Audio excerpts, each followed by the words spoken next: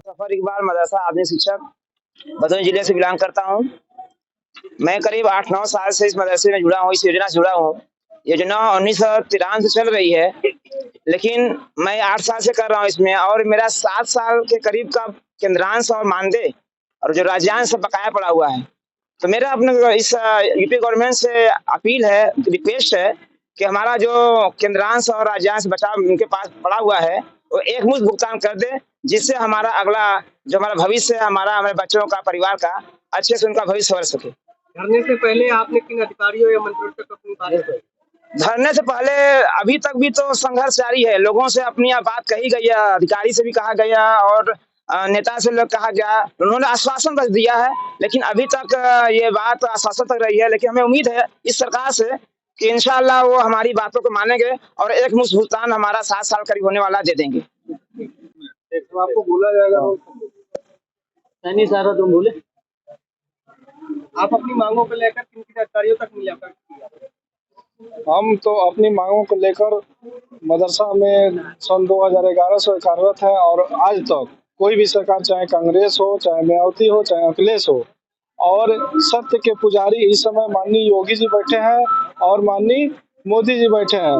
जो राम राज्य चल रहा है और हम लोगों का 6 साल से बकाया राज्यांश और केंद्रांश बकाया है। मैं योगी जी और मोदी जी से यही मांग कर रहा हूँ कि हमारा बकाया देकर, और हम लोगों को अगर मदरसे से आप लोगों को जो है खुश नहीं है तो हम लोगों को जो है किसी दूसरे विभाग में किसी भी पद पर पोस्ट कर दीजिए, हम लोग काम करने के लिए तैयार हैं। मेरा यही मांग है उन लोगों से कि, और मैं रोज अपने घर स्नान करके भगवान का पूजा करके तभी मैं खाना खाता हूँ।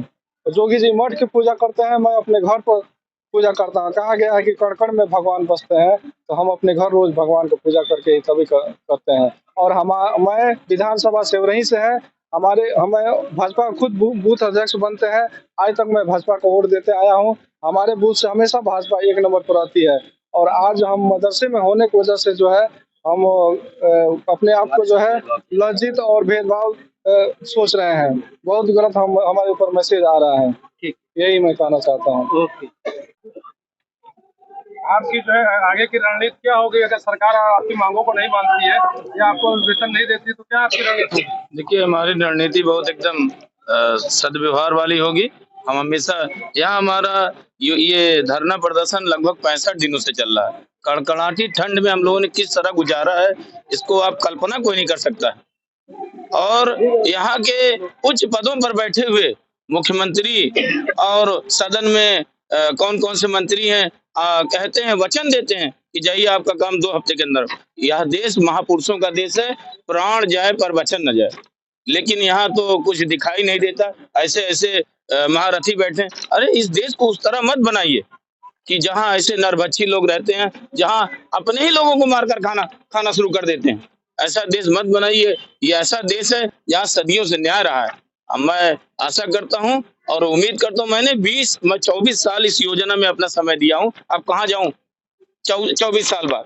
मैंने अब इस पैसे के अभाव में अपने माता पिता भाई को खो दिया, उनकी मृत्यु हो गई पैसे के अभाव में। और मेरे बच्चे जो है एक एक रोटी के लिए तरस रहे हैं। मैं कहाँ उनको पढ़ाऊं, कैसे उनकी पूर्ति करूं, समझ में नहीं आ रहा है। सरकार से पूरा विश्वास है कि हमारा पैसा वो देंगे। हमने जो कार्य किया पहले वो पैसा दें, उसके बाद योजना का संचालन वो करें। उत्तर प्रदेश उनको करना जरूरी है, करना पड़ेगा उनको, वरना हम लोग अब इसी को देख रहे हैं। 2-4 दिन अध्यक्ष जी की अगुवाई में उग्र आंदोलन करेंगे अपनी। इस हिसाब से वर्तमान सरकार एक महिला होने के नाते आपको सीता का रूप, कौशल्या का रूप और कई महिलाओं की योजना के तहत आप लोगों के लिए काम कर रही है। क्या लगता है कि आने वाली समय में सरकार आपकी मांगों को क्यों नहीं पूरी?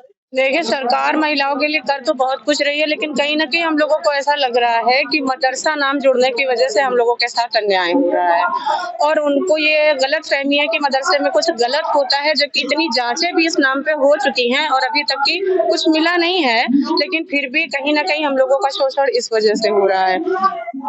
और एक तरफ तो सरकार कहती है कि हम इसको मेन धारा में बच्चों को लाना चाहते हैं, और हम लोग साइंस, मैथ, इंग्लिश सब पढ़ाते हैं, लेकिन फिर भी हमारा भुगतान नहीं हो रहा है। इस बात का हमें बहुत अफसोस है।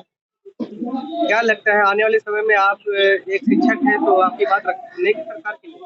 सुनेगी बिल्कुल, उम्मीद पे तो दुनिया काम है, बाकी हमारा जो सब लोगों का सहयोग रहा तो बिल्कुल सुनेगी। लेकर लगातार 65 दिनों से यहाँ पे बैठे हुए हैं, क्या प्रमुख मांगे हैं, क्यों वार्ता नहीं हो पा रही है? हमारी प्रमुख मांगे हैं माननीय योगी जी से कि हम लोग का 6 वर्ष 10 महीना लगभग 7 वर्षों को होने को है, हम लोग का संपूर्ण बकाया मानदेय सरकार एकमुश्त हम लोग को जारी करे और नई कार्य योजना बनाकर सरकार इस योजना को अपने स्तर से चलाए। प्रदेश सरकार, जैसा कि माननीय योगी जी ने वादा किया है कि हम इस योजना को अपने स्तर से चलाएंगे। और अभी हाल के दिनों में ही माननीय अल्पसंख्यक कल्याण मंत्री धर्मपाल सिंह ने विधान परिषद में बयान दिया है कि हम लोग 2 हफ्तों के अंदर हमारा संपूर्ण 100% भुगतान करवा देंगे। तो ऐसा हमको उम्मीद जगा है सरकार से, माननीय योगी जी से और उनके मंत्री से कि हमारा पैसा भुगतान वो लोग 2 हफ्ते में कर देंगे। हम लोग यहाँ 65 दिन से क्यों गार्डन के मैदान में बैठे हुए हैं। सरकार को हमारे ऊपर रहमदिली दिखानी चाहिए, क्योंकि हम लोग न्याय की मांग कर रहे हैं, न्याय की गुहार कर रहे हैं और अपना पैसा मांगना एक तरह से न्याय मांगना है। यहाँ पे हम लोग अपना बकाया मानदेय मांगने आए हैं, ना हमको प्रमोशन लेना है, ना हमको मानदेय बढ़वाना है, ना हमको परमानेंट की लड़ाई लड़नी है। हम लोग तो बकाया पैसा मांगने आए हैं। ऐसा कौन सा विभाग है जो काम करवा के पैसा लेने के लिए 7 सालों के बाद धरना देना पड़ता है? ये हमारी मदरसा अनुकरण योजना ही है जो काम करने के बाद अपने पैसे के लिए हम लोग यहाँ धरना देने के लिए आते हैं।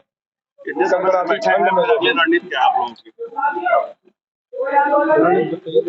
हम लोगों की रणनीति है, अगर हम लोगों की मांग पूरी नहीं होती है तो हम लोग उग्र प्रदर्शन करने पर मजबूर हो जाएंगे।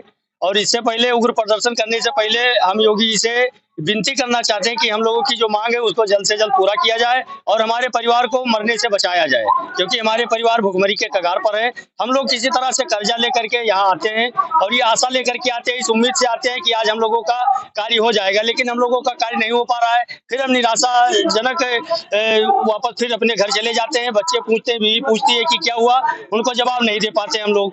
यही कहते हैं कि आश्वासन मिला है। अब आश्वासन कब तक मिलता रहेगा, ये हम योगी जी से कहना चाहते हैं कि हम लोगों का बकाया जल्दी से जल्दी जारी किया जाए और अब हम लोग आश्वासन का इंतजार नहीं करेंगे। हम लोगों का धैर्य अब जवाब दे रहा है।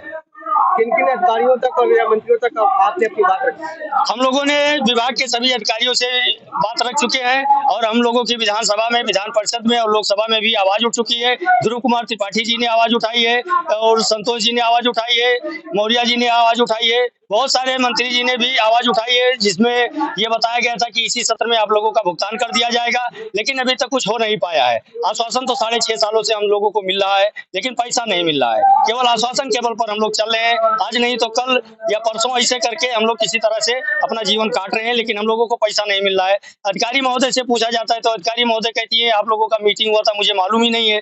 अब बताइए, जब अधिकारी को नहीं मालूम है, जो मीटिंग करता है वही कहता है मुझे मालूम नहीं है, तो मैं ये कहना चाहता हूँ कि मुख्यमंत्री जी इस पर संज्ञान लें कि अपने अधिकारियों से ये पूछे कि जब आपने आदेश दिया था 3 तारीख को, जब कैबिनेट की मीटिंग हुई थी, उसमें ये बताया गया था कि आप लोगों की कार्य योजना बन रही है, तो अधिकारी कैसे कह रहे हैं कि अभी हम लोगों को कोई सूचना नहीं मिल पाई है। हम ये चाह रहे हैं कि उन अधिकारियों से पूछा जाए इस बात को।